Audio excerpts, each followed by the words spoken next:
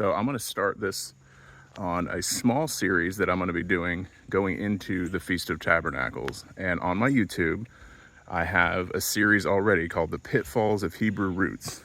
I'm kind of revisiting this year because I understand with a lot of the people, especially with this Julian calendar hysteria, which, like I said, I mean, I can't understand that people that have been following the Hebrew calendar over the past 15 years and the blood red moon tetrads over Israel all at appointed times and the Revelation 12 sign and the mathematical calculations of the Hebrew calendar going back to Yeshua's death and resurrection and crucifixion and Passover and first fruits that were all done most mathematically precise with the Essenes and the Hebrew calendar, but then all of a sudden he has now switched to the Julian at the last minute because everybody wants everybody to fit their particular timelines from one man's prophecy. One man. This is what I'm saying. A lot of these people do not study, okay? They think that somehow God has changed his protocol. Now, here's the deal. I am excited, though, that everybody's kind of getting into some of the Hebrew roots of the faith. And, you know, I don't keep Christmas and things like that. I'm not putting people into hell that do. But I've always believed in the feast days. The feast days are secular patterns in creation and in God, where he does things according to certain patterns. 1, 2, 3, 4, 5, 6, 7, there's a Sabbath. The feast are supposed to be your journey. And I go through this before. I believe that every believer goes through the Passover. They take the blood of the lamb on the doorpost of their house. You know, they eventually go through the wilderness, which I call it the wilderness of religion, the wilderness of false brethren, the religion of false teachings. And, you know, I spiritualize this, the snakes and vipers, the false brethren. So, you know, and most people, whether you're talking about Pentecost, you know, at Sinai or Pentecost in the New Testament, there's parallels between those two. And most believers are supposed to go to Pentecost and eventually get to Tabernacles, okay?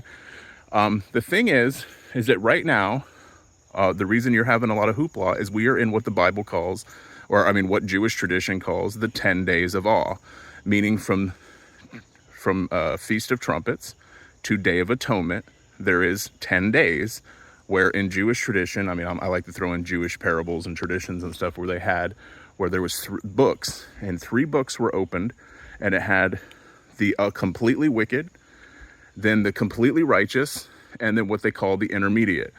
Okay, and the intermediate, you know, the wicked was scribed in and judged, the righteous were scribed in and judged, and then the intermediate had 10 days to reflect and repent. So I understand why the rapture bunnies are thinking that, like I said, there would be a delay from trumpets till atonement. So atonement, I think, is on the 2nd or 3rd, depending on the calendar that you're following, latest at the 4th or 5th.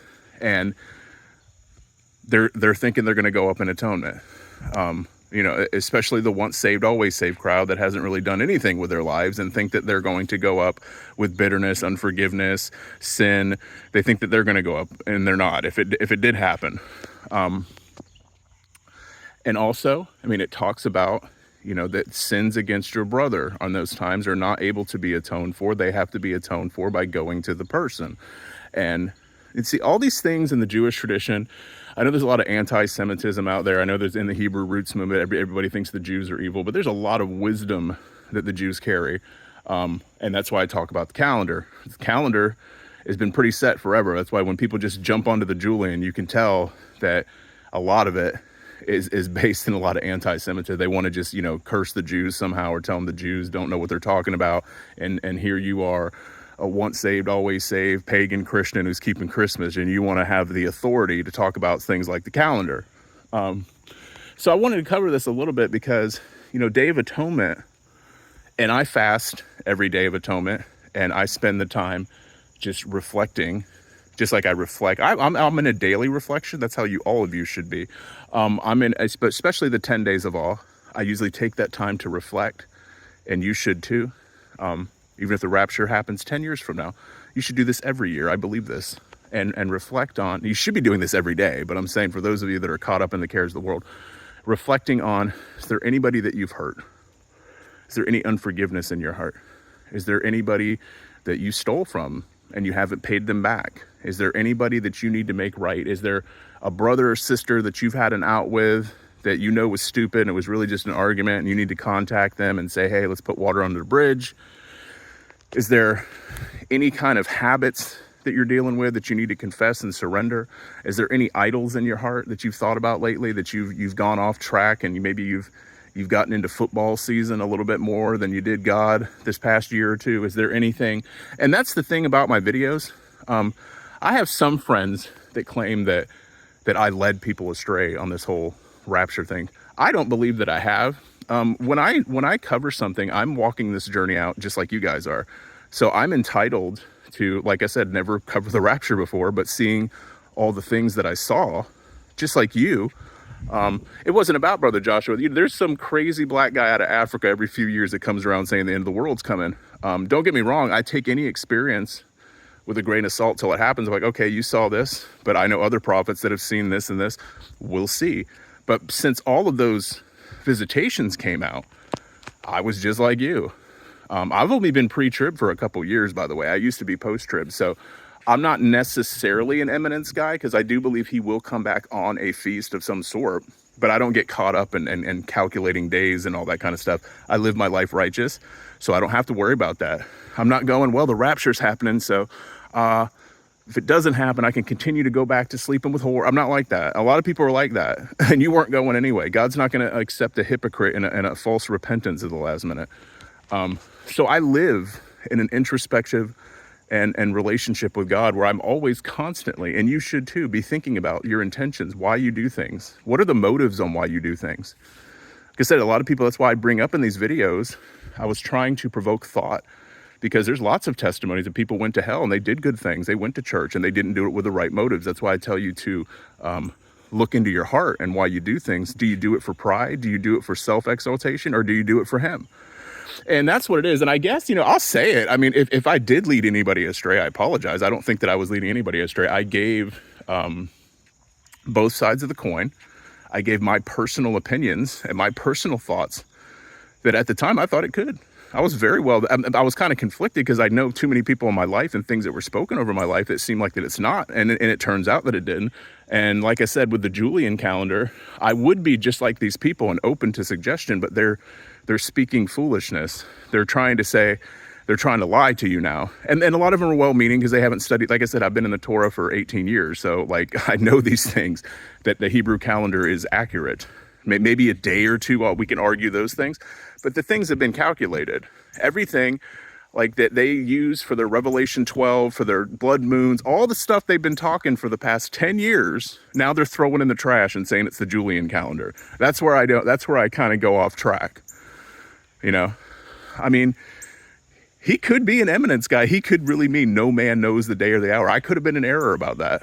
I mean, because like I said, I like Ty Jackson, what he said. He said that he could come on a Feast of Trumpets, but his Feast of Trumpets is a day or two off. Now, I know this is going to give fuel to those that thinking it's coming in on October 8th. But like I said, I know too many prophets that have seen way further. And because it didn't happen on the 23rd, I am leaning that it's not going to happen at all this year. Now, all these people that get on here, well, you're a foolish. The foolish virgin parables had nothing to do with people that were looking for the rapture.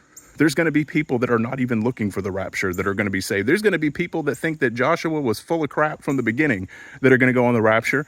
And then there's going to be people that have been sitting online with entire channels doing rapture jumping jacks all day long that are going to be left behind because they taught lies, especially eternal security. They were living in sin and practicing sin on the side, or didn't take sin seriously. So this gaslighting that is going on with people right now, they'll come on like, well, you still got time to get saved. I'm like, well, who says I'm not saved? What, you think because I disagree with your timing of the rapture that has anything to do with my salvation, especially when date setters like yourself have done this for 15 years. And then the 1 year it actually looked like it was going to and it didn't happen. Now we're lukewarm because we don't believe people like you. Did you ever think that you're going to be left behind because of all the false dates that you've given in Jesus' name and causing all kinds of damage in the body? Now, I'm not saying that people that are just looking for his coming sincerely. I'm just saying, but these chronic date setters that get it wrong every year. There's an account for that. I truly believe that. So, I mean, I don't, like I said, I try to cover things very balanced this whole time. I mean, if anybody was led astray, you can contact me and I will personally talk to you and I will ask for your forgiveness personally, but I'm a human being just like all of you guys. I told you if this passes, when October 8th, like I said, October 5th, October 6th, they're going to be biting their nails when there's no 3 days of darkness or anything. So, but like I said, they're going to move that to the end of Tabernacles after that, because they're going to say it's at the last great day. So the atonement thing will fail. The 7 days on the ark will fail. The October 8th, if it fails, they're going to move it.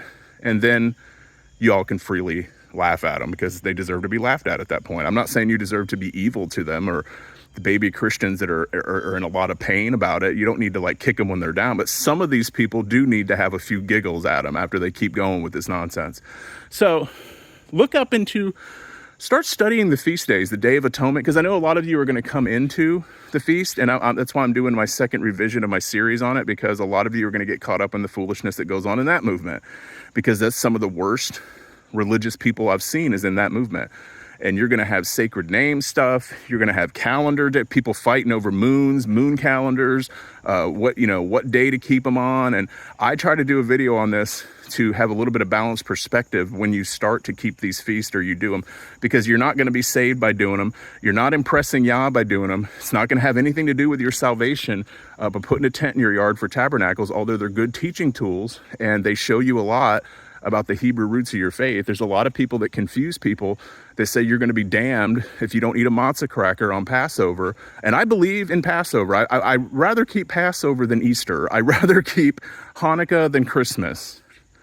But I try not to put people in hell over that too. I haven't seen one near-death experience yet where anybody went to hell for a plastic tree in their yard. I don't do those things, but I mean, I'm not the judge. But you guys need to be careful in this route. So I'm going to do a teaching now coming up on the Feast of Tabernacles. And I'm going to go a little bit into, again, what to look out for. Because when I made my videos the first time, there's always new material every year, because I've dealt with a lot of these people, because I came into the faith, into Hebrew roots, and it really, really messed up my faith. And it's messed up a lot of yours too, because it just adds a bunch of extra stuff. You know, you got on top of your porn habits, on top of your other stuff. Now you got to worry about if you're going to go to hell for eating a piece of gelatin and an ingredient list 5 miles long. And I don't think that's what God was meaning when he was trying to illustrate unclean and clean and certain feast days. I don't think that he was trying to get up there and get legalistic about it like a lot of you do. So stay tuned. I'll be doing a teaching on that probably in the next few days.